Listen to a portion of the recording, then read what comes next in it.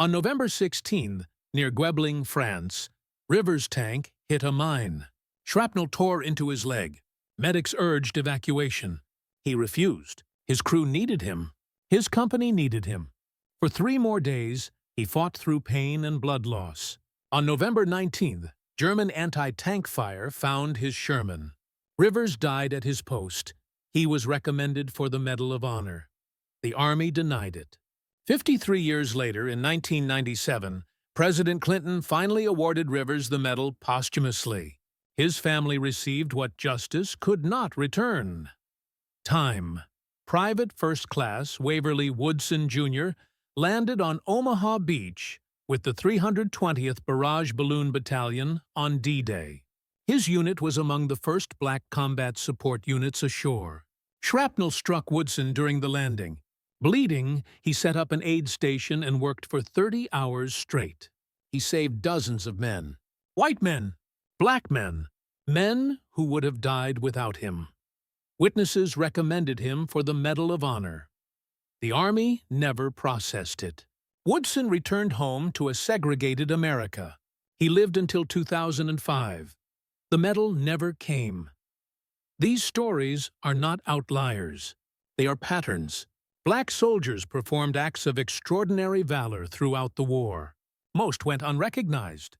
Of the 464 Medals of Honor awarded for World War II, only 1 went to a black soldier during the war itself. Private George Watson, who drowned saving soldiers from a sinking transport ship. 6 more were finally awarded in 1997, 52 years late.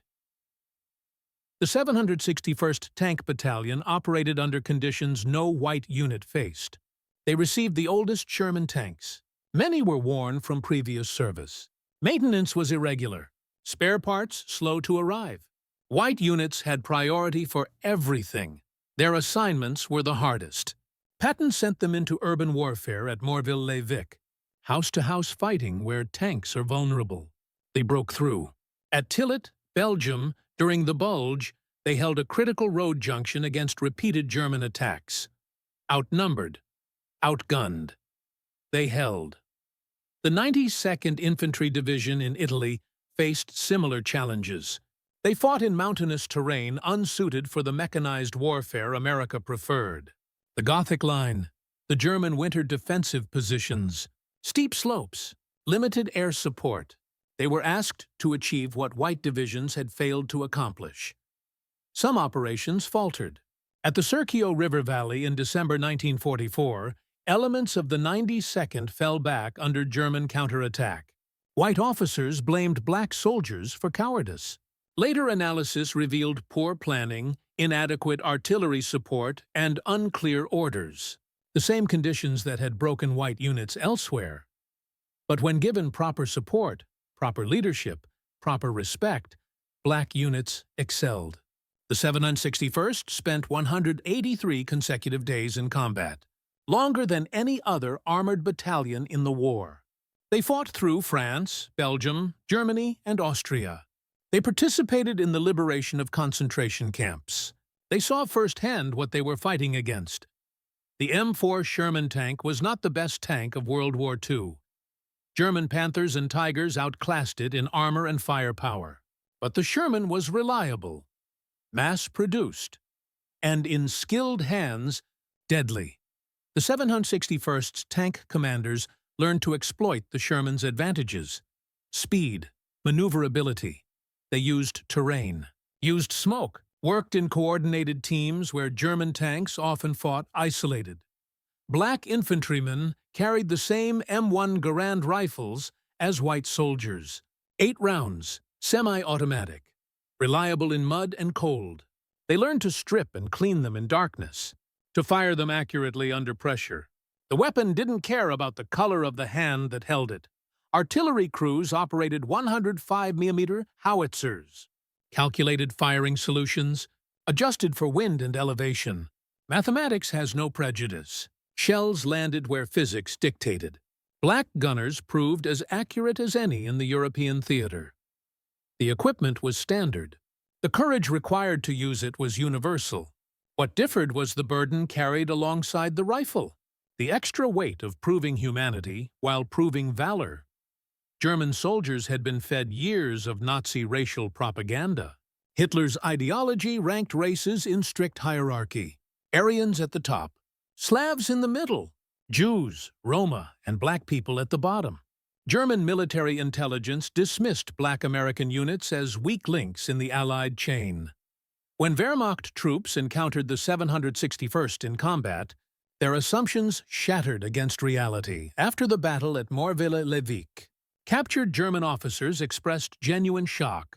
They had expected disorganized, poorly led troops. Instead, they faced coordinated armor attacks, effective infantry support, and aggressive pursuit. Interrogation reports noted their surprise repeatedly. One captured panzer commander, whose name survives only in classified files, told interrogators that he had expected easy victories against the American Negro units. His battalion suffered 40% casualties in 3 days fighting the 761st. He called them fierce and well-trained. The ITT propaganda had promised inferiority. The battlefield delivered competence and courage. German racial ideology demanded an explanation. Some Nazi officers claimed black soldiers fought well only because white officers commanded them. Others suggested fear of their own superiors motivated them. They could not accept the simpler truth. That skin color had nothing to do with fighting ability, but the rank-and-file German soldier, the teenager from Bavaria, or the factory worker from the Ruhr, learned quickly. When American tanks appeared and the crews inside were black, they fought just as hard, died just as bravely, won just as often. The prisoners they took went to the same POW camps. The shells they fired killed just the same. By war's end, experienced German troops no longer underestimated black American soldiers. They had learned through blood and defeat. Lieutenant Colonel Paul Bates commanded the 761st Tank Battalion, a white officer from California. He believed in his men when few others did. He fought the Army bureaucracy for better equipment. He defended his soldiers against racist accusations. He led from the front. When Patton visited the 761st before their first combat, Bates stood beside his men with pride. When white officers in other units suggested black troops couldn't handle sustained combat, Bates pointed to the record. 183 days in action. More enemy tanks destroyed than most white armored battalions. Fewer disciplinary problems than comparable units. Not all white officers earned such loyalty. Some arrived expecting failure and found reasons to confirm their prejudice. But a handful, Bates among them, recognized that good soldiers came in all colors. Black officers existed, but in limited numbers.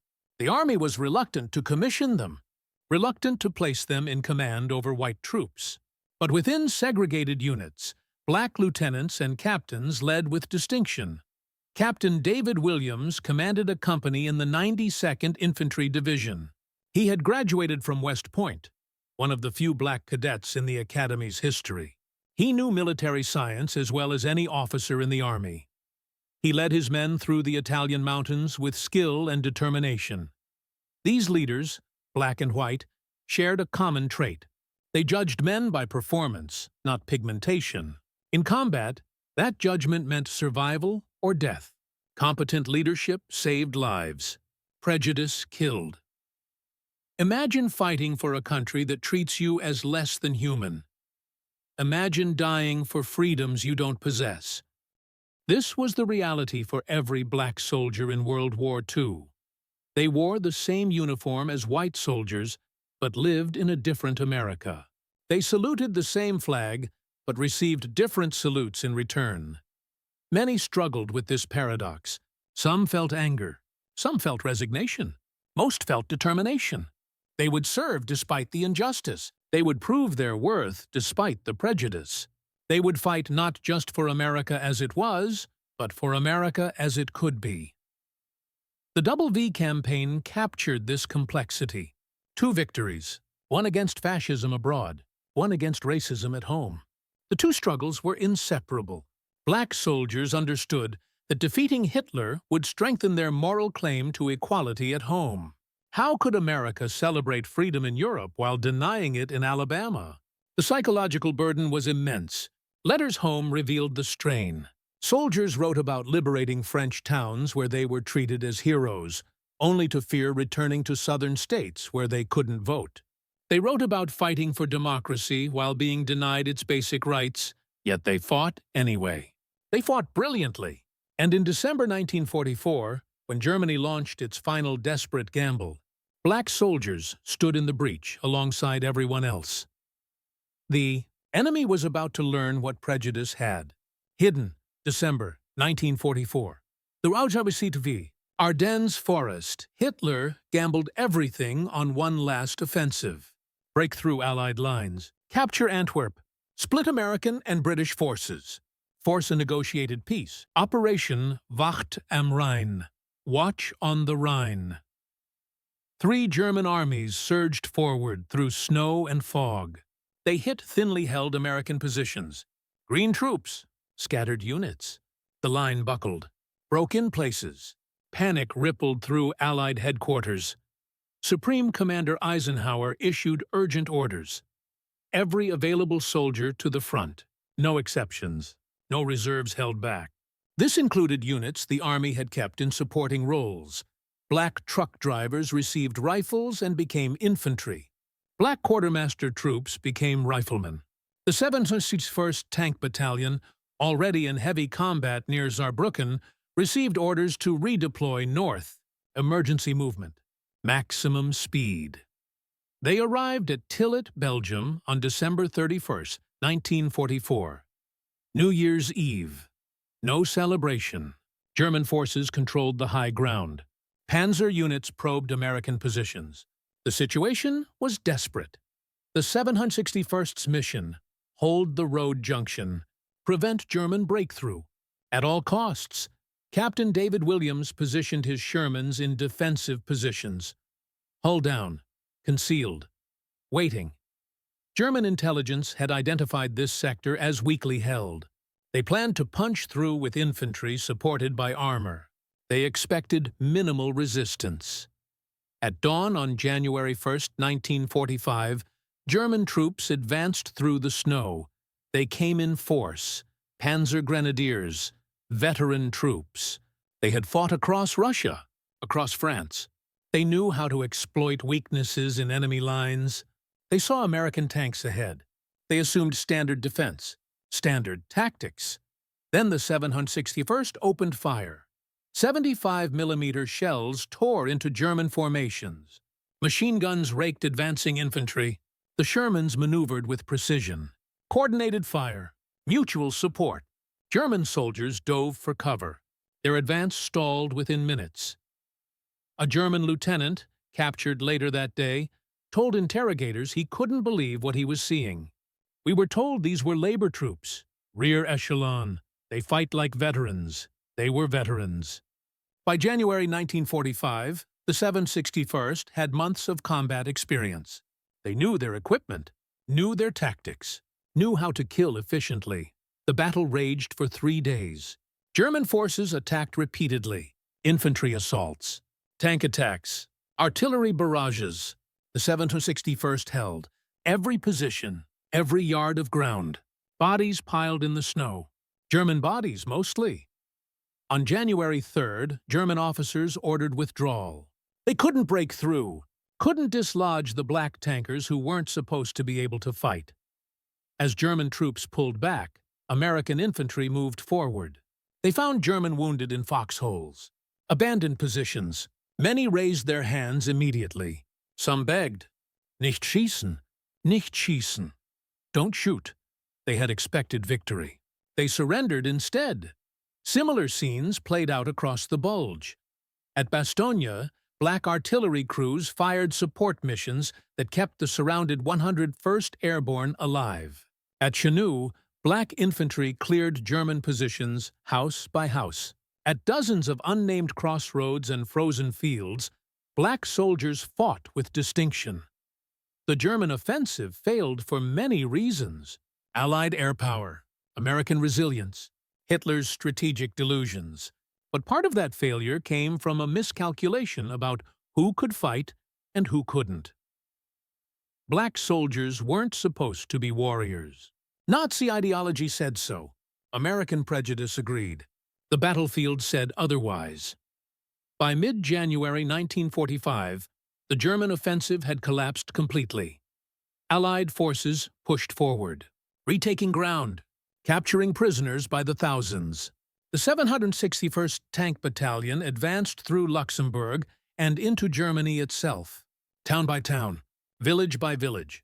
Resistance varied. Some German units fought fanatically, others crumbled at first contact. At Honsfeld, Germany, Company B of the 761st encountered a dug-in Wehrmacht battalion. The German commander had fortified the town, prepared defenses. His troops were experienced Eastern Front veterans. They had fought at Kursk, at Stalingrad. They knew how to defend, but they didn't know the 761st. The attack began at 0600 hours on January 22nd. Artillery preparation. Then the Shermans rolled forward.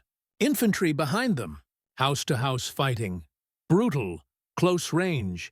The kind of combat that tests nerve more than training. By noon, white flags appeared in windows. German soldiers emerged with hands raised. Officers, enlisted men, some wounded, some simply exhausted. They lined up in the frozen street, disarmed, faces showing disbelief. One German officer, a captain named Ernst Müller, according to prisoner records, asked to speak with the American commander. Through a translator, he asked who had just defeated his battalion. When told it was a Negro tank unit, Müller fell silent. His entire worldview had just been destroyed in 6 hours of combat. The prisoners kept coming. Not just at Honsfeld. Everywhere the 761st advanced, German troops surrendered in larger numbers than expected. Some fought hard first. Others gave up quickly. But all shared the same surprise when they saw their captors. At Coburg, Germany, in April 1945, the 761st liberated a subcamp of Buchenwald concentration camp. They found prisoners barely alive, skeletal, starving. The camp guards had fled, left the gates locked. The tankers broke them open. Jewish prisoners, political prisoners, Russian POWs. They stumbled into daylight. Some fell to their knees, some wept. They saw black American soldiers and understood they were free. One survivor later wrote, "We were liberated by angels in olive uniforms. Their skin was dark, but their hearts were pure light."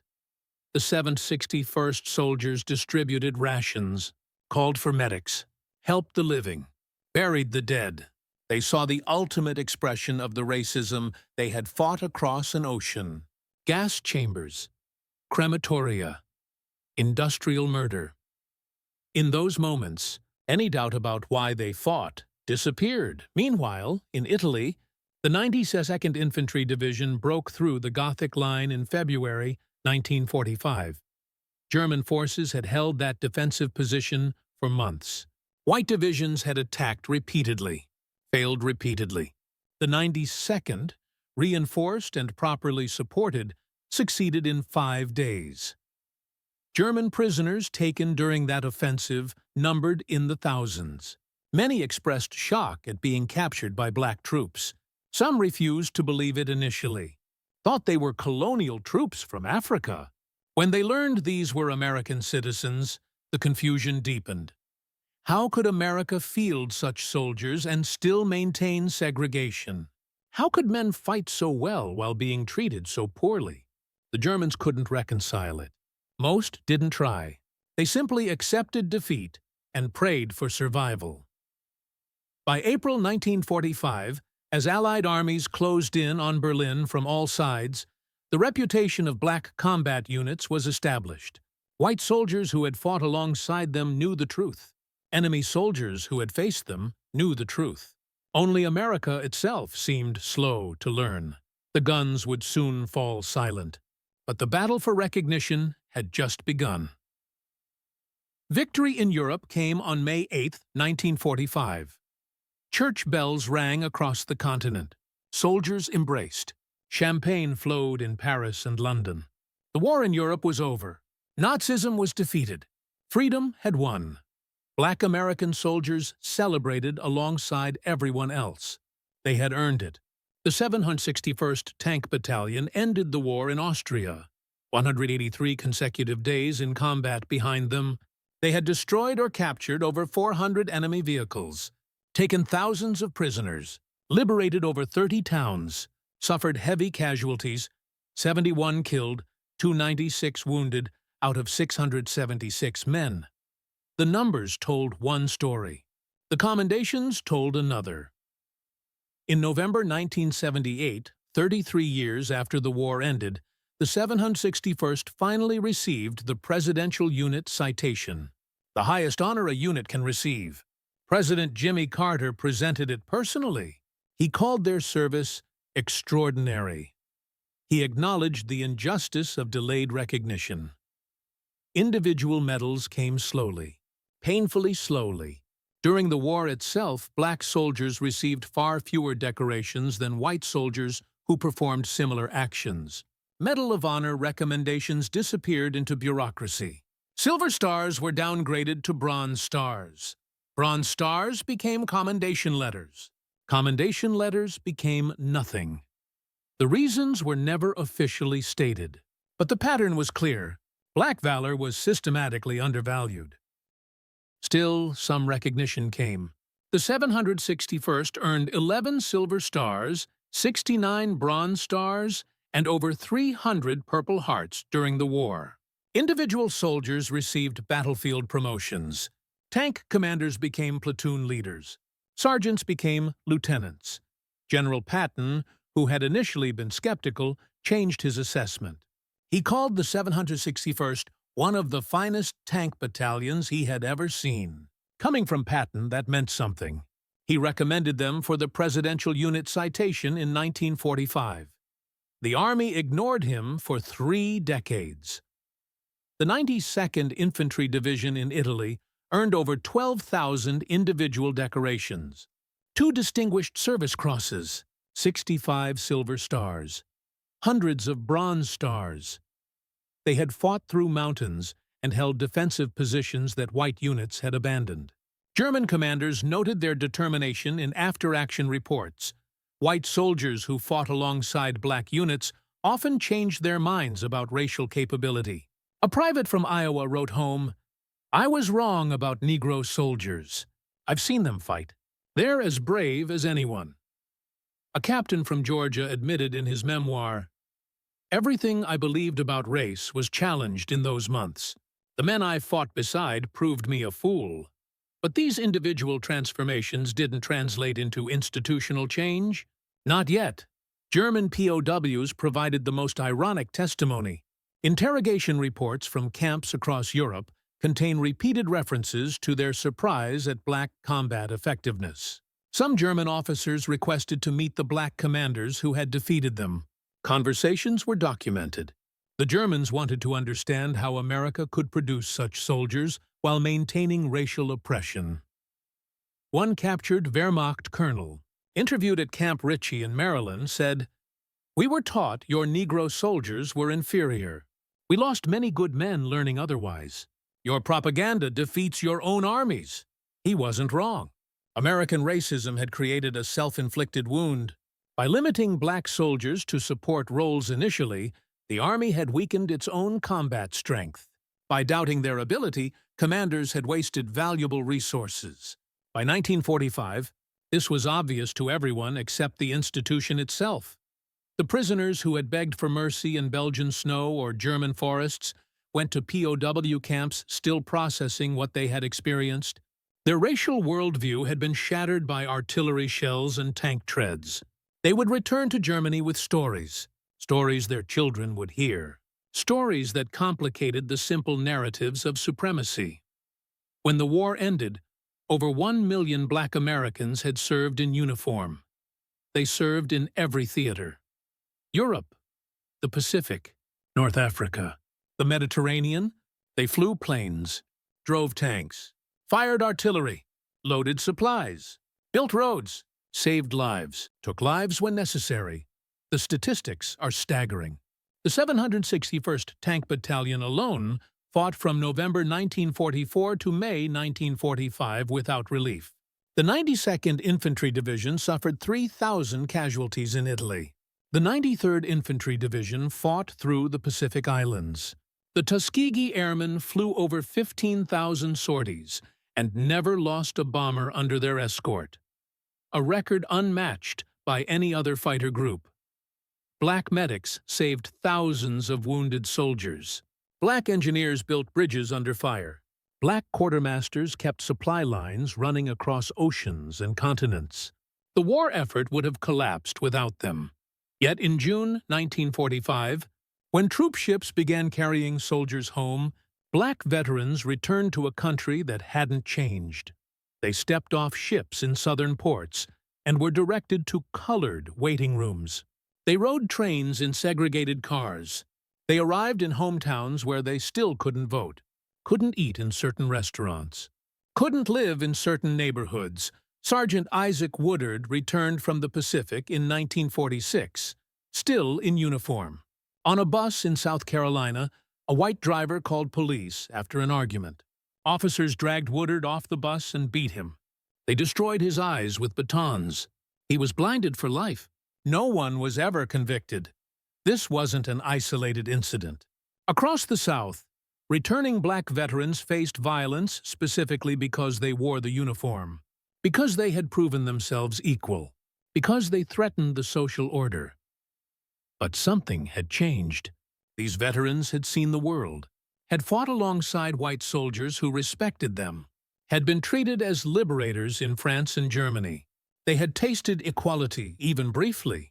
They wouldn't forget many became leaders in the emerging civil rights movement. Medgar Evers, who fought at Normandy. Amzie Moore, who served in the Pacific.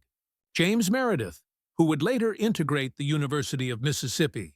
Their military service gave them confidence, organization, leadership skills, a sense of deserved rights. The WWII campaign evolved into direct action. NAACP membership surged after the war. Legal challenges to segregation multiplied. President Truman, influenced partly by black veterans' service, desegregated the military in 1948 with Executive Order 9981. The armed forces led where civilian society still lagged, but individual recognition remained elusive. Medal recommendations sat in files, boxes in warehouses, forgotten or deliberately ignored. In 1993, the Army commissioned a study. Researchers examined World War II medal recommendations. They found systemic discrimination. Black soldiers had been recommended for high honors at similar rates to white soldiers, but approvals came at far lower rates. Racism at the review level? The study recommended corrective action. In 1997, President Clinton awarded 7 Medals of Honor to black World War II veterans. One recipient was still alive. Vernon Baker, who had led an assault on German positions in Italy, destroying 6 machine gun nests and killing 26 enemy soldiers. He had waited 52 years for recognition he should have received in 1945. The other 6 received their medals posthumously. Their families stood in the White House and wept. For valor delayed, for justice too late. For men who died never knowing their country would finally acknowledge what they had done. Reuben Rivers, Charles Thomas, Edward Carter Jr., John Fox, Willie James Jr., George Watson, heroes whose names should have been household words in 1945, who instead waited decades for a nation to overcome its own prejudice. The German soldiers they defeated were remembered. The towns they liberated were grateful, but America itself was slow to honor them. By the 21st century, memorials began appearing. The National World War II Memorial in Washington includes specific recognition of black service. Museums tell their stories. Schools teach their history. But most of the men who fought are gone now. Most died without the recognition they deserved. The 761st Tank Battalion held its last reunion in 2005. 15 men attended. Old, frail, survivors. They wore their medals, told their stories one more time. remembered fallen comrades. Within a decade, they were all gone. History remembers them now, but history came late. The true aftermath of their service isn't measured in medals or memorials.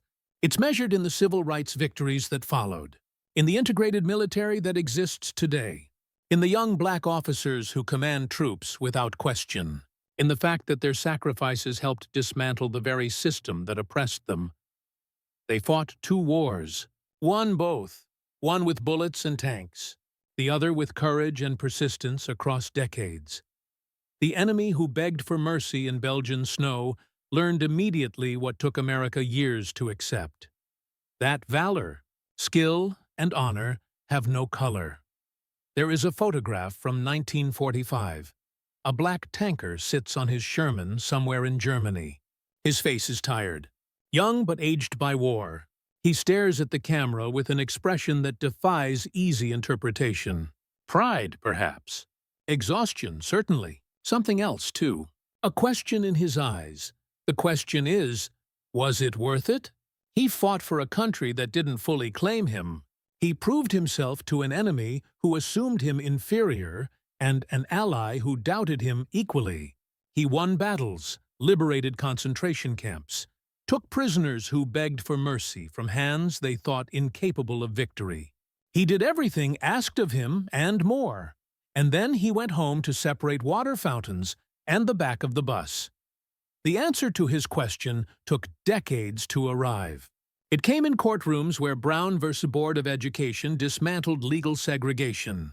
It came on bridges in Selma, where marchers claimed rights won on battlefields abroad. It came in the integration of the military his service helped achieve. It came in opportunities his children and grandchildren inherited. The black soldiers of World War II fought with weapons that didn't discriminate. A Sherman tank fires the same shell regardless of who pulls the trigger. An M1 Garand bullet flies true from any soldier's barrel. Mathematics, physics, courage, these acknowledge no racial hierarchy. On frozen ground in Belgium, in Italian mountains, across French fields and German forests, they proved what should never have required proof: that humanity cannot be measured by melanin, and that the content of character reveals itself most clearly under fire.